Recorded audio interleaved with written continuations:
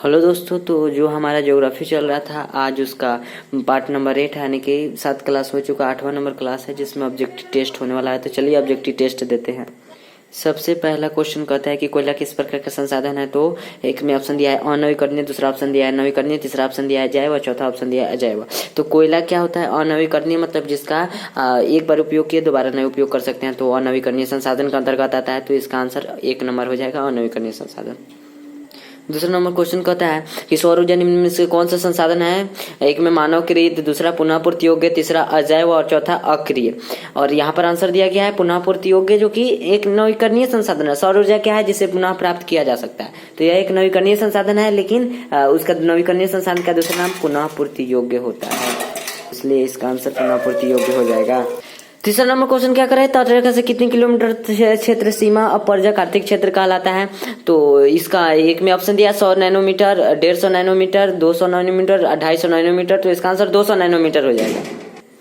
और चौथा क्वेश्चन है डाकुओं की अर्थव्यवस्था का संबंध है। तो डाकुओं की अर्थव्यवस्था का संबंध है संसाधन के अनियोजित विदोहन से। संसाधन के क्या? अनियोजित विदोहन से।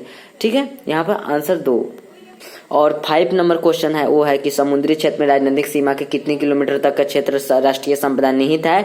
तो ये वाला तो हम नहीं बताए थे, लेकिन बताने वाले थे, ये छूट गया था शायद। खैर कोई बात नहीं, हम आपको बता दे रहे हैं 19.2 किलोमीटर होता है। ठीक है, तो चलिए अगला क्वेश्चन देखते हैं। देखिए अब ऑब्जेक्टिव समाप्त हो गया। लघु उत्तरीय प्रश्न देख लेते हैं, यानी कि 2 अंक वाला प्रश्न। तो कहता है सबसे पहला कि संसाधन को परिभाषित कीजिए। तो मानव जीवन में उपयोग में आने वाली सभी वस्तुएं संसाधन कहलाती है। हमने बताया था वही चीज लिख देना है। उसके बाद जो बताए थे उसमें वही लिखना है। उसके बाद संभावी एवं संचित को संसाधन में अंतर लिखे, तो जो बताए थे वही लिख देना है कि संभावित संसाधन और संचित को संसाधन अलग अलग लिखकर उसका परिभाषा दे देना है। ठीक है, उसके बाद क्वेश्चन एक पूछा है कि तीसरा नंबर की संसाधन संरक्षण को उपयोगिता को लेकर। तो सभ्यता एवं संस्कृति के विकास में संसाधनों की अहम भूमिका होती है। मतलब मानव के विकास में क्या होता है, बहुत अहम भूमिका होती है। ठीक है, किसका? तो संसाधन का, क्योंकि जन्म से लेकर बड़ा होने तक, मृत्यु तक तो हम लोग संसाधन का ही उपयोग करके जीते हैं, वही बात है। किंतु संसाधनों का अविवेक मतलब विवेक रूप से उपयोग नहीं हो रहा है, अविवेक रूप से।